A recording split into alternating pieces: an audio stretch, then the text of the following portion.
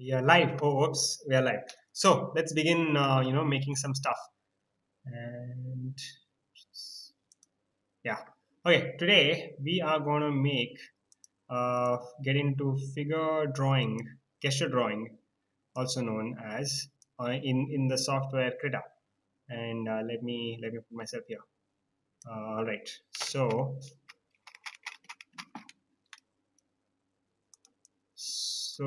yeah, here we go. I hope you can see this.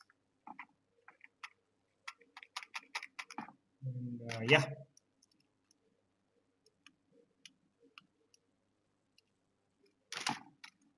cool. So I'm using the same brush as I used for my portrait video. It's like a soft pencil brush.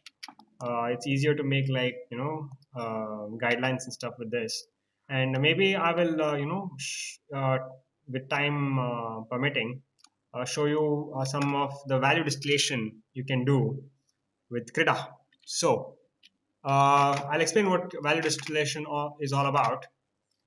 So fine, figure drawing, right? This is how it works. When you are like painting a full human body pose, right? You have to start with a gesture. So you gotta like follow the how do I put this? The motion, the direction of the subject. In this case, this model here.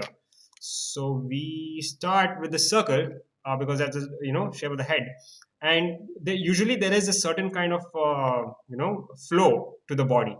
So I tend to use an S shape to follow the direction of the and it like for now let's just go with like um, a rough shape, all right, and then the head will always follow the Loomis method, like because to me that's the easiest part, and the direction she's looking at is this way. So we do the longitudinal axis of the head, and you bisect the the cheekbones part, and you know what you can add the detail to the head later and go further with the total gesture. So again, this might not be the a perfect representation of the subject, right? So those are the shoulders, and the hands come here.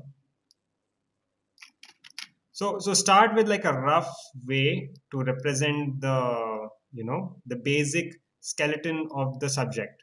The When I say subject, I mean the source of whatever you're drawing, and the legs. So the legs come as a single unit here,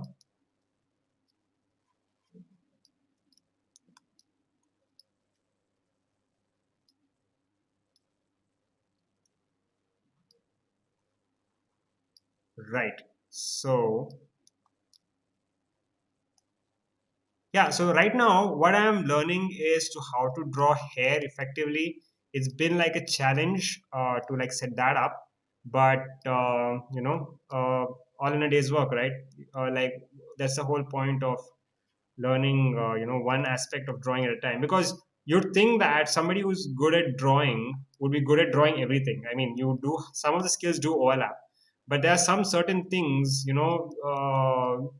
artists tend to specialize in, and in this case I've chosen to like specialize in improving on drawing anatomy, and right now it's pretty rough, like rough in the sense like my output is pretty rough. Not that the learning anatomy is tough. I'm sure it is, maybe for the medical students who learn the crazy, I mean, the in-depth anatomy of organs and stuff, but we don't really need the need to go that far, I suppose, unless you're drawing a lot of the insides, because all the artist needs to care about are the muscles, and all the bones and stuff, which is like something Leonardo da Vinci was like an expert at. Like he, in his illustrations, in his journal, there's so many like and in depth dissection of human anatomy. It was quite impressive during that time. I mean, if anything else, right? If Leonardo da Vinci had just published his book on anatomy, like his journal. If he had published it, he would be called the father of anatomy, really, because that's how comprehensive his work was, right? Uh, yeah, okay, it's a bit I did not expect it would be a bit complex for me to talk and draw at the same time, because there are some aspects of this picture which are pretty, sort of taking my mind off talking. So I'm sure you guys don't need to hear my voice all the time as I concentrate on drawing this. Would be nice to have some music, I suppose, but I'll find some royalty free music or whatever, so that this doesn't get copyrighted. Well, yeah, I'm messing this up. I'll take it slow.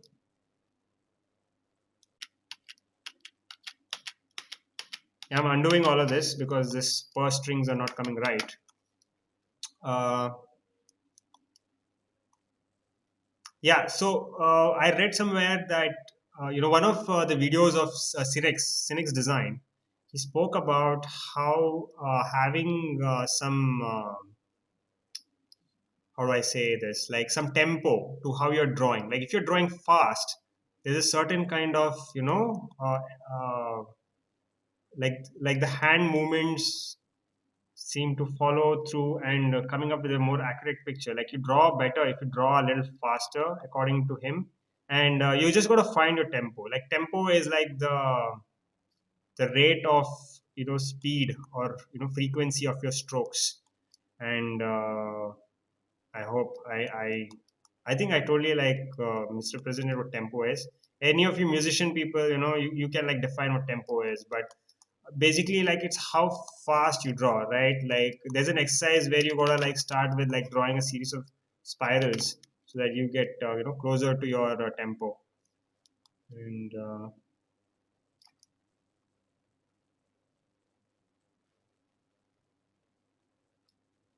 right, okay, that should go well. So hey, the good part of this picture is that there is no eyes to draw. I mean, it's not necessarily a good part. I mean, it's like just got to get the angle of the glasses right to represent the eyes. Because drawing eyes is pretty fun. I think I am like I really enjoy drawing eyes. They seem to be like coming up better for me than the other you know parts of the body, which is saying something because uh, they don't seem to be as good as I would hope it. But it's fun to do it. It's not perfection I'm aiming for here. Like even though like that perfectionist streak is pretty strong in me, I'm not focused on perfection right now. It's more about the frequency of output. Man, I'm saying frequency a lot today. When I mean like output, it's like regardless of what kind of talent you have, it's better to focus on quantity at the moment rather than the quality of your work. That's what my philosophy, I suppose, would be when it comes to an artist's practice. Because no matter what you do, how much time you spend on perfection, it's not gonna be enough. You like the satisfaction will be pretty low, and it's better to just focus on having fun right now when it comes to making art. And as you go along, you learn stuff on the way. Because I honestly, rather than focusing on a single project, I learned much more by just doing again and again and again. And that's how people, I assume, learn by osmosis.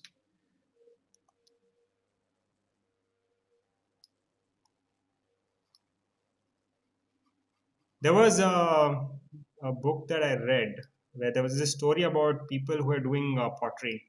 Like it was a pottery class, and the assignment for them was to build a good pot, like a perfect pot. So this was like the first assignment. They knew the basics and go forth and make pots now. And the team, there was a team, like there were two teams divided.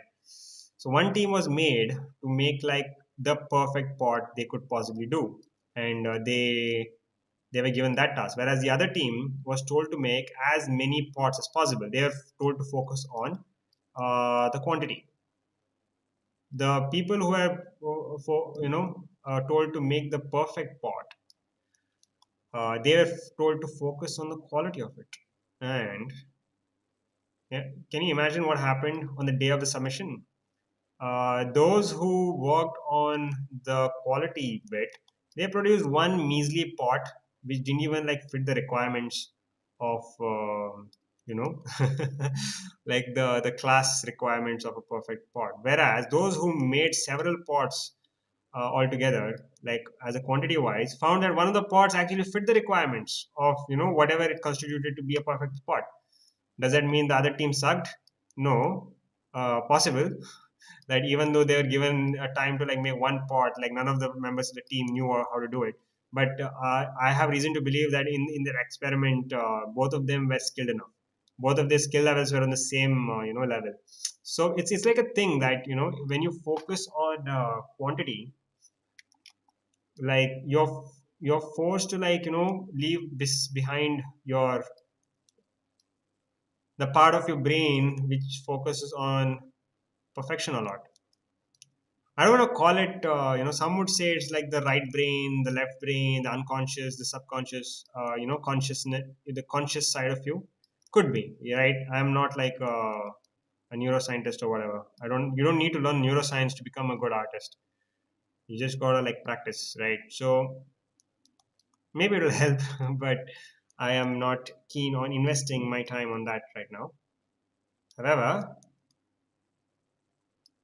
whatever part, like there is something called the split brain theory, that there are to treat epilepsy, they have this procedure where they make a dissection of the connecting tissue of the left and the right brain. So people who have their left and right brain, separated, they seem to have a dual consciousness phenomenon. I forgot what the phenomenon's name is called, but you can look it up. It's pretty interesting. It seems that when you divide your when the brain is divided, it seems to pose two different consciousness, because the writing part, the brain which is able to access language, it seems to be something else, and the brain which is supposed to access images and emotions, it seems to have a mind of its own. So yeah, in a lot of ways it is possible that the free will bit, it's lacking. The argument that maybe like most of life is human beings do go like mechanistic. It's all automatic. You go one step to the next, and you keep your thoughts are also pretty much automatic. You have no control over it. But does that mean you have no free will? Yeah. So that's not the kind of conversation I'd be looking for in an art channel. So I mean, this is not going to be an art channel. I'm not sure what this channel is going to be. I'm just prototyping it. So really, if you think about it, I am applying design thinking principles to my YouTube channel.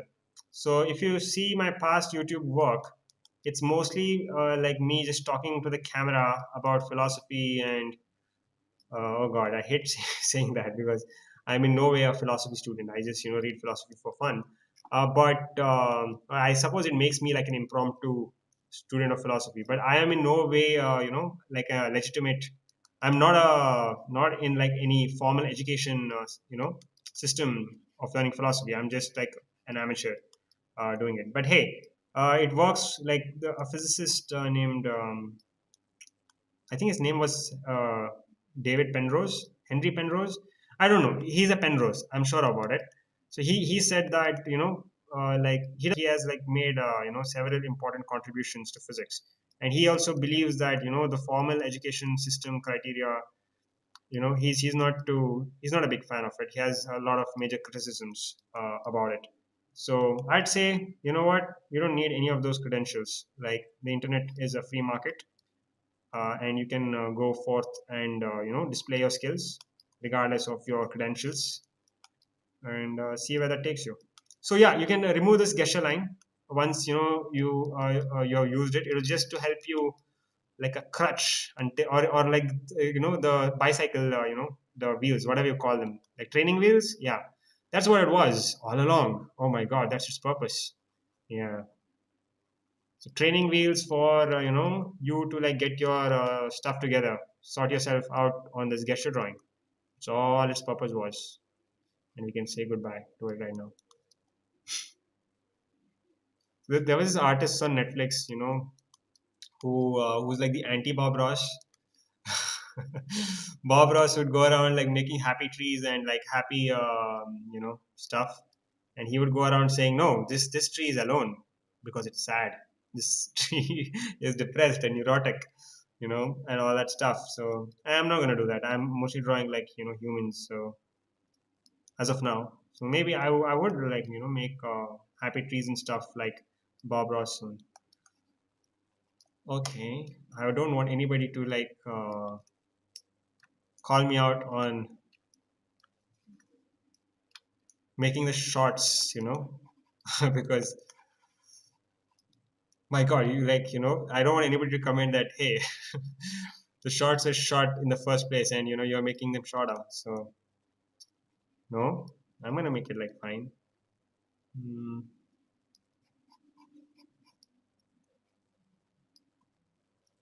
Okay, look, I'm still working on how to make these folds, the cloth fold and stuff.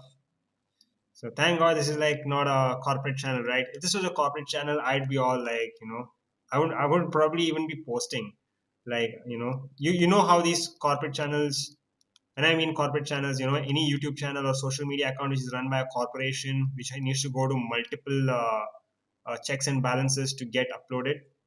So like they're easy to spot. Like they seem very polished and everything, but it looks so fake.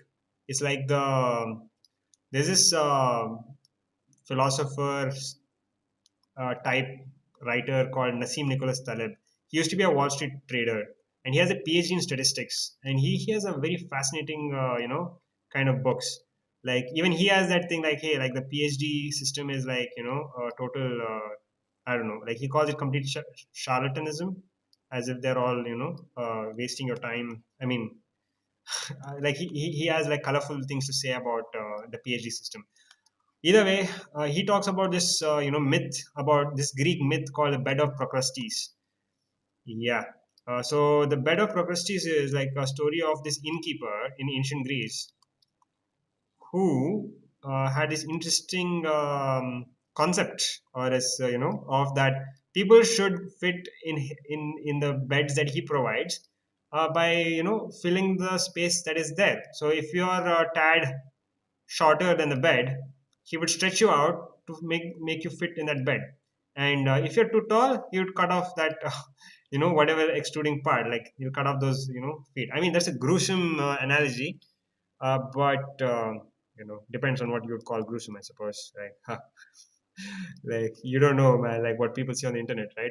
So, yeah. So according to the Taleb's, intention and my intention of bringing that story up, the myth up, is that the Bed of Procrustes is like what happens according to him in a bureaucracy. Like you have like a totally functioning human being or an idea, a totally functioning idea, but it goes through all these bureaucratic red tape that it gets totally like mutilated into be something else. And that what seems to be happening in lots of corpo art, like as in corporate art, like because corporates have learned that they need to be in the internet. They know like it's a big thing, so they see what everybody else is doing on the internet and they pretend to be that. Okay, like it's a thing that it seems to be working, because the whole point of a corporation is that it is a proxy for a single person, so that the risks which are aggregated, distributed in the corporation amongst the people. And if one guy takes a risk, the risk is, in the corporation, if one guy takes a risk, the risk is aggregated and distributed to everybody else, so that it's not so, it's not too fatal to the whole corporation. So however, that does not mean you can make, I mean, uh, it's not an environment usually, I would say, that is conducive to make mistakes, because it depends on the culture of that corporation, right? So if there are some corporate cultures which value individuals to, like, flourish, and some that do not. So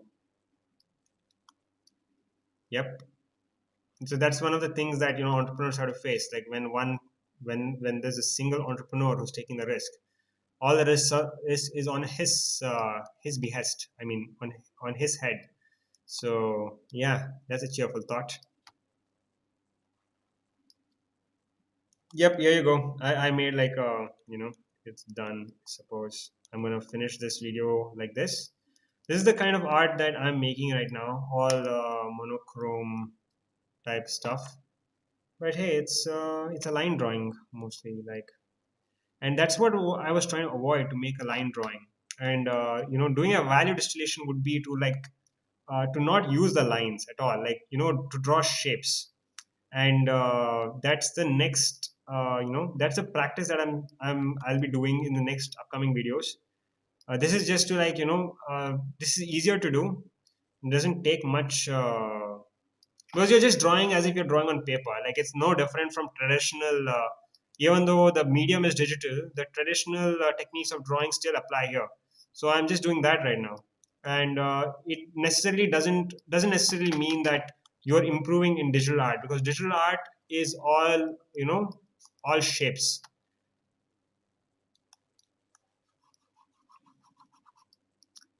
So I hope this satisfies your YouTube viewing content for today, and there will be more coming soon. YouTube being a marathon and all. Yep. So